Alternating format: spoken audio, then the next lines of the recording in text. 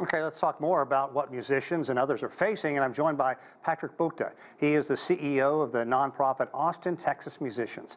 Thanks for joining us. I really appreciate it. And clearly, Tony got the short straw there. She had to actually go and spend some great time in Austin, a wonderful city. And she talked about some of the highlights, Patrick. 300,000 people, it's the biggest moneymaker going for the city. Talk about what value South by Southwest brings to the capital of Texas. Absolutely, Sean. Thank you for that. And yeah, Tony, I think you're right. Tony got the great end of the bargain. She's a great friend here with us in Austin. But South by Southwest does provide a lot of value to our community. They've been here for a long time. But at the same time, I think it's about who you ask, right? This question's come up within our private group where we serve about 5,000 Central Texas musicians. And by and large, the consensus right now is that South by is not providing them the value that they need, and as well, it actually takes a work away from a lot of these working musicians during a crucial week or 2 weeks that it happens.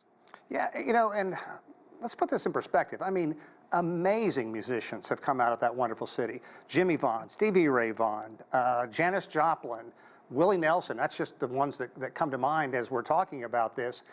What is the importance of live entertainment in general to Austin? I mean, look, I'll be honest, I've been going there for decades. It is a great place to go to, and you can always find wonderful music. Do you think that musicians are not getting the respect and the profits that they deserve? Well, I believe you're spot on, Sean. We call ourselves the live music capital of the world, as you said.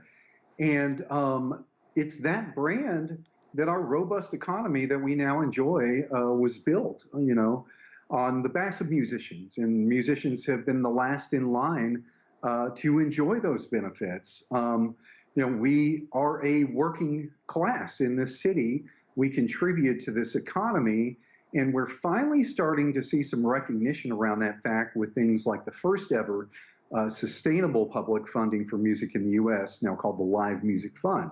But it's been a long time coming, and it's still not enough with the challenges we're faced here. It's not the hidden gem that it once was. There's obviously a growing presence of more tech companies that are coming into the area. How has that affected the cost of living increase, and what is that doing to musicians who are not unused to living like hand to mouth? Sure, absolutely. You bring up a good point. I think the fact that we have created this live music capital of the world, this oasis, where people want to come live and work. And so the tech companies have come here in droves, and yes, they come to these artistic communities. And we can probably use the word gentrify. They come in and change things for people and drive out a lot of the creative class. Our musicians are now moving to outlying areas, to other cities, to other surrounding counties. The big joke here now is that Lockhart, a neighboring city, is now called the live music capital of Austin.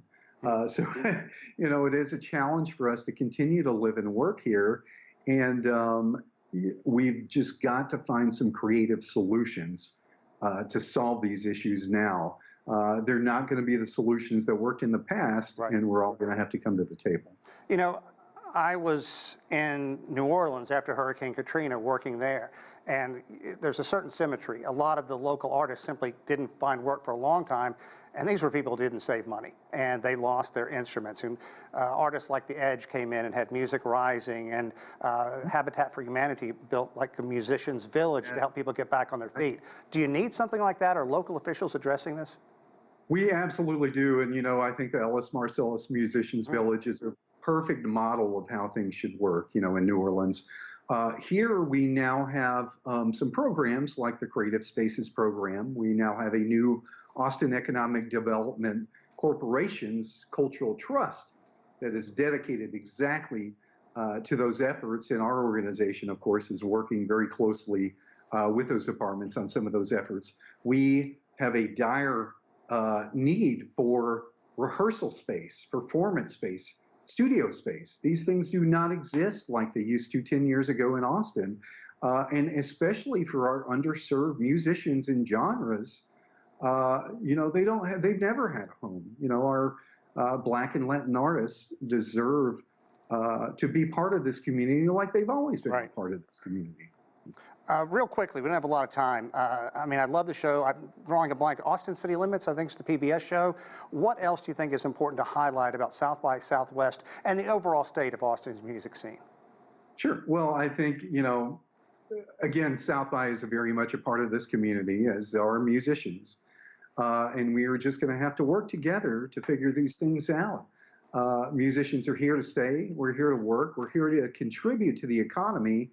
And we need people to recognize that we are a working class. This is not a hobby for musicians, where they're out there working. They're out there contributing to this economy to make Austin the great place to live that it is.